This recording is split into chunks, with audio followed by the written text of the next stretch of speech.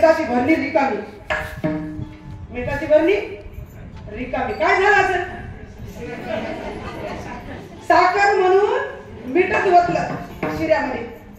शिरा छान झाला, वाढला काटावर. मग यांनी असं मागून त्या गवळणीने बघायचं, हिला वाटायचं का शिरा कुणच खाऊ नये, हे म्हणा आम्हाला भुका राहील. मग कसे म्हणतील ते जेवायला चालले होते.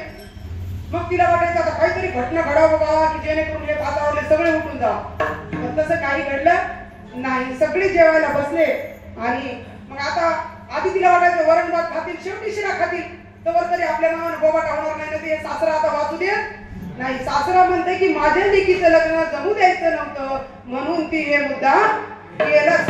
असा माझ्यावर शब्द येईल त्या भीतीनं तळतळ तळतळ कापू लागली मधल्या रूम मध्ये. बघायची आता कोण शिरा खाते काय माझ्यावर येत आहे. आणि तळतळ कापत असताना म्हणून विचार करा, आपण पण जेव्हा भीतो कुणाचं नाव घेतो? आपण कुणाचं नाव घेतो की नाही? मग ती कुणाचं घेत असेल? कृष्णाचं. कृष्ण धावले लवकरी संकट पडले हारी. मग ती धावा करू लागली मनातले मनात की बाबा तूच वाचणार आहेस, मला ह्या सासऱ्याच्या शब्दापासून वाचव. आता चूक झाली आहे माझ्याच्याने. असं करले, ताट वाढले, सगळे जेवायला बसले. आणि काय केलं त्या सासरे बुवानी दुसऱ्या तरी पाहुण्यांनी वरण भाताची सुरुवात केली. रत्नाकर कुठेच्या ऑफिस समोर आला होता टाकला. काय सुंदर तिथे सरळ पुढे आहे, तिथे एक मंदिर आहे. हांगे तलाठीच्या घराच्या साईड रोडला या. साखरेची केली. कुणालाही विचार हांगे तलाठीच्या रोडला. आता आजच्या ह्या कलियुगातल्या लोकांना खरं वाटत नाही. जनाबाईच्या गौरा विठ्ठल विठ्ठल म्हणलं तरी खरं वाटते काही नाही वाटत. चकोबा महाराजांची हाडं विठ्ठल विठ्ठल म्हणत होती, खरं वाटते का आपल्याला? हा ऑफिसच्या समोर सर ट्रस्टवर या उजव्या साईडला कीर्तन ऐकू येतात.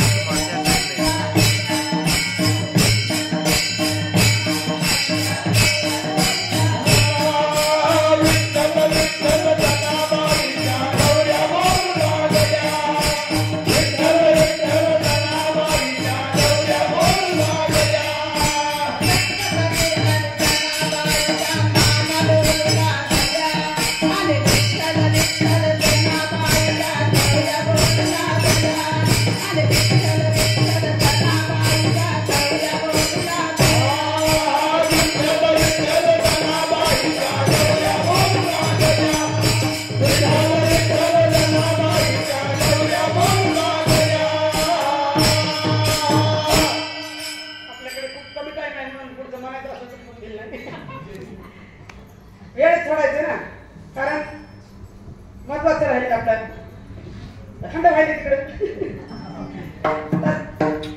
संत कबीर भांडण सोडवायला आले होते. खूप मोठा भाग आहे आपलं. तिकडे विषयांतर झालं, आपला अभंग राहून जाईल. सगळ्यांना माहित आहे कथा की कबीर भांडण सोडवायला आले होते आणि भांडण मिटत नव्हतं म्हणून त्यांनी कानाला गौरी लावली होती. विठ्ठल विठ्ठल म्हणू लागली म्हणून त्यांनी मान डोलवली की जनाबाई साधी जनाबाई तिच्या गौरी विठ्ठल म्हणतात. आपण एवढं कोण आपलं म्हणत नाही विठ्ठल विठ्ठल विठ्ठल. अशी त्या संत जनाबाईची महिमा. आणि मग या गवळणीचं साखरेचं मिठाचं रूपांतर साखरेत केलं आणि ती आनंदामध्ये त्या ईश्वराचं कसं उपकार विसरत सांगा बरं. एवढा जर चमत्कार त्याच्या जीवनामध्ये घडल तर ते विसरेल का? नाही विसरणार. दुसरी एक गवळण होती. दोनच सांगते, पुन्हा येणार आहे आपल्या तिकडे, काही चिंता करू नका. मी 2ला म्हणजे 2ला सोडणार आहे. तुम्हाला वाटत आता खूप गवळणीचं सांगायला किती वेळ उभं करतात की पाय दुखत असतील, बोलत असताना दुखत नाही. इथं उभं आहे की कंटाळा येतो आपल्याला. बरं, अजून एक गवळण होती आणि घरामध्ये जरा पसारा पडला होता. सासूबाई म्हणल्या बाई हे नीट आवर.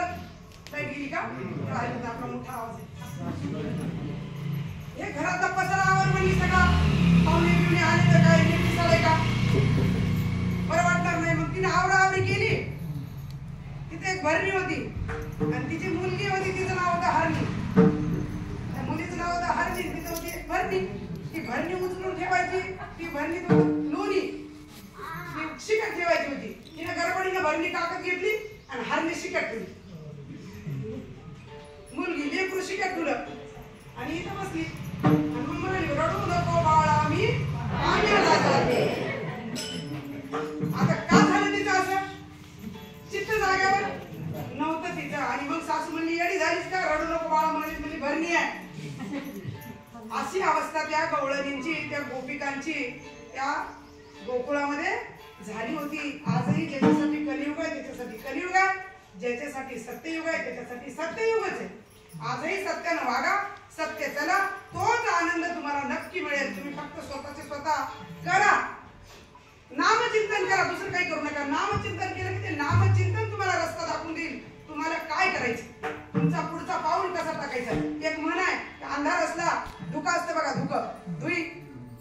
धुईमध्ये इतकं मी दिसत नाही, आम्हाला ऍक्सिडेंट होतात माहिती आहे, पण तुम्ही पुढे चला, तुमच्या पायापुरतं दिसते की नाही. तसं चला, चांगल्या मार्गाने चला, चांगल्या रस्त्याने चला, चांगल्या वाटेवर चला, काही अडचण येणार नाही. विठ्ठल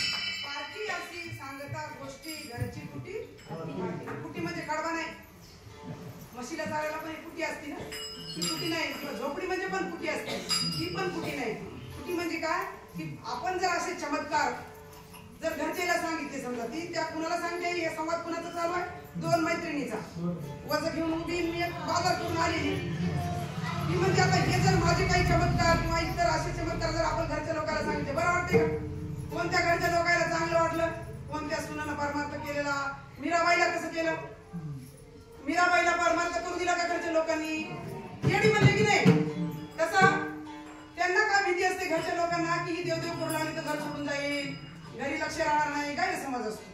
कारण त्या क्षेत्रातले ते नसतात आणि जे त्या क्षेत्रातले असतात ते मदत करतात. असे पण बघितले तुम्ही कुटुंब, सासरा सासू दीर बाहे पती. माझं उदाहरण तुमच्या समोर आहे. जर समजा त्यांनी म्हणले तू कीर्तन करायचं नाही, मी तू करू शकेल का? त्यांनी म्हणले भजनाला यायचं नाही, काकडा करायचा नाही, तर हे सुद्धा पूर्व पुण्याने आपल्याला प्राप्त झालं असतं. आणि नसेल मी ज्याच्याकडे त्यांना करून घेता येतं नामचिंतन करा, तो भी देव रस्ता मोकळ करतो. सगळ्याच्या हृदयामध्ये ईश्वर बसलेला आहे. तो आपल्या मनासारखीच माणसं आपल्या जवळ पाठवतो, आपल्या मनासारखीच पुढचे माणसं वागतात. फक्त त्याच्यासाठी पाहिजे नामाचं चिंतन, ईश्वराचं चिंतन. आणि चिंतन केलं केलं की ईश्वर पण आपलं चिंतन करतो. आपण त्याचं जसं जसं चिंतन करतो तसा तसा तो देव पण आपलं चिंतन करतो. विचार करा ना, एका नवऱ्याचं आपण नाव घेतो किंवा घरामध्ये माझा नवरा होतो, तर तू आपली सगळी जिम्मेदारी घेतो की नाही? सगळी जिम्मेदारी आपल्याला काहीतरी ताण असतो का? आधार किती असतो? तसा परमेश्वराला जर आपण आपला आधार बनवलं तर आपल्याला काही कमी पडत नाही. मग ती असं म्हणते की पारखी अशी सांगता गोष्टी घरची कुठी ठाकील. कारण घरातूनच जवळ आपले भेदक असतात, आपल्या जवळच असतात, लांब नसतात. लांबलेला नंतर माहित होतं, आधी आपल्या गोष्टी जवळच्यालाच माहित होतात. मग एवढे प्रश्न विचारल्यावर मग ती गवळण काय म्हणते तिला, अगं असं कर की तू काही सांगूच नको अभंगाचं चोख तुका म्हणे निवांत